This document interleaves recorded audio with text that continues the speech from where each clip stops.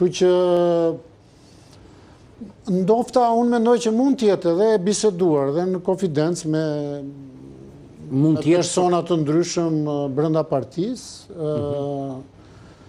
Fakti që dhe nuk ka patur reakcion ndaj tij do të thotë që është diçka që me sa duket edhe është mirë kuptuar. Kështu që le ta shohim në vijimësi si do jetë.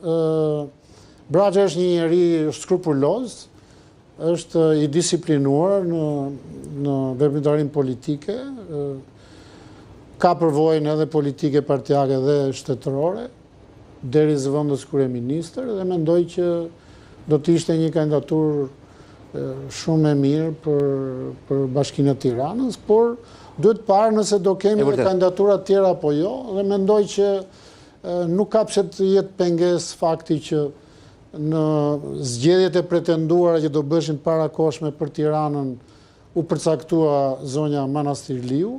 Për cilën Rama ka thënë që do t'jetë kandidatja jonë kur do që të mbahen zgjedhjet. Ka thënë një moment të caktuar, ndofta ai ashtu e ka menduar në atë kohë. Por mendoj që tani jemi në një fazë tjetër dhe duhen parë gjërat më mirë. Disa rrethana kanë ndryshuar, është krijuar një lloj problematike mbas këtij raporti të ri që Partia Socialiste vendosi me drejtësinë, sidomos ky cirkuiti që u bë i debateve për zonjën Balluku, që përfundoi atje ku nisi me pezullimin. Domthon ka krijuar një lloj, po themi, pikpyetje edhe në elektorat kjo lloj qasjeje. Ndërkohë duhet kuptojmë që në Tiranë, duke qenë se është një elektorat shumë i madh, pra nuk është si bashkitë e tjera, pesha e partive të vogla shumë e madhe, që do të thotë kandidimi tyre në sistemin majoritar që është për kryetar bashkie mund të rrezikojë vota, kështu që patjetër na duhet jo vetëm që ballafaqimi politik mes PS-s dhe PD-s të garantojë, po themi, atë avantazhin e qartë të Partisë Socialiste, por edhe kandidatin në vetvete duhet të jetë në raport me të tjerët me avantazhe shumë të mëdha. Kështu që ashtu siç i kishte Erion Velia në momentin që janë bërë zgjedhjet, mendoj që na duhet pikërisht ai margj avantazhi. Dhe këtë bën një socialist si Erion Braçe mendon dhe jo një rilindas, po ti kapim të dyja epokat e Partisë Socialiste. Pra i kemi tek rikthimi socialistëve. Para domethënë ne bëj këtë dallimin në rilindas socialist, por sigurisht që duhet të thënë ca gjëra. Domethënë është tjetër gjë ta duash Partinë Socialiste dhe është tjetër gjë të duhet Partia Socialiste. Dhe unë mendoj që Erion Braçe hyn tek ata që e do Partinë Socialiste. Kështu që le të shpresojmë që në shumicën e socialistëve, qofshin të rinj, qofshin të vjetër, të paktën të jetë ky kombinimi mes asaj që ta duan partinë, po dhe tu duhet partia. Se nuk po kërkoj dot më idealen që ta duan partinë dhe për partinë të bëjnë dhe sakrifica, po themi personale në kuptimin e shkelmimit të karrierave. Të paktën janë ata persona që bëjnë këtë gjë. Kështu që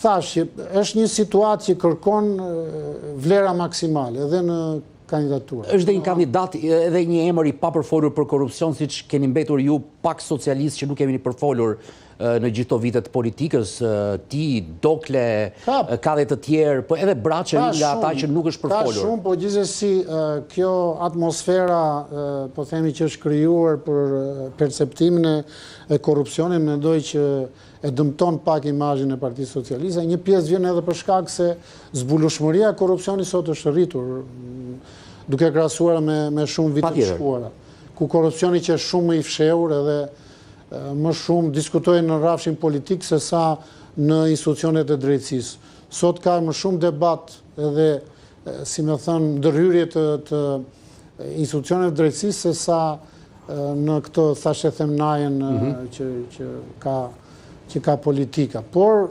patjetër, unë mendoj që nëse flasim dhe për këtë luftë ndaj korrupsionit, vazhdoj të mendoj që kjo është një çështje që nuk mund të mbetet vetëm në domenin e drejtësisë, pra vetëm të SPAK-ut dhe të GKK-s, por këtu duhet të luajë rol edhe qeverisja, sepse duhen shkarkuar njerëz të cilët identifikohen nga kontrolli i lartë i shtetit dhe nga auditet e brendshme që dalin me probleme. Nuk ka nevojë që patjetër të flasë SPAK-u. Të presësh SPAK-un, se çdo bëj dhe SPAK-u tani, nëse ku diun, në vit ka 100 raste, e mendoni është do të thotë 100 raste, domethënë 100 dosje me mira faqe, është e pamundur. Kështu që dhe këtu duhet vepruar, dhe nga ana tjetër dhe partitë politike kanë në dorë për të vepruar. Si do thoni ju, njerëz të cilët konsumojnë moralisht para publikut, duhen shmangur nga pozitat drejtuese në parti, sepse përndryshe pastaj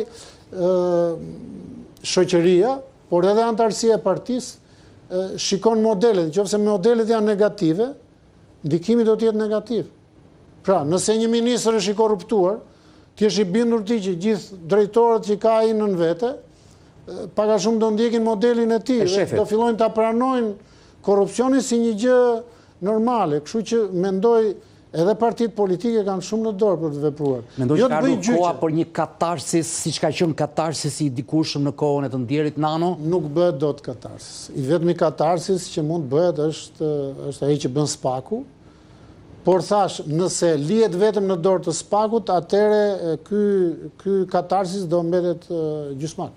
Do ngjelet gjysmak, po a rrezikon Partia Socialiste një ndarje, një përçarje, sepse edhe Edi Rama në mbledhjet e dyert të mbyllura pak ditë më parë i ka paralajmëruar që të kenë kujdes se mund të thërmohen siç janë thërmuar partitë e tjera. Shiko, unë nuk e di për çfarë arsye ka thënë këtë Edi Rama, por di të them këtë gjë, që sot kultura elektorale është të votosh të pushtetshëm. Sot.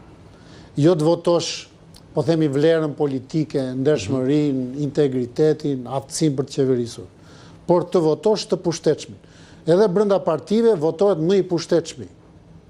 Jo thjesht ai ose ajo që ka vlera apo që ka vlera. Në këtë kuptim mund vish edhe tek një fat politik i partive. Domethënë, nëse për shkak të një, po themi, edhe një aksidenti politik, dikush ikën nga pushteti, t'jeni të bindur që njerëzit do votojnë atë të pushtetshmin e ri, jo atë që ikën. Në këtë kuptim mendoj se mund të kishte të drejtë Edi Rama. Nuk e di pse e ka thënë këtë gjë, por e fundit që ta them prapë në këtë rafsh, ka një sa kohë do të jetë Berisha në politik, midis Ramës dhe Berishës, njerëzit do të zgjedhin Edi Rama. Ky është fati i Edi Ramës.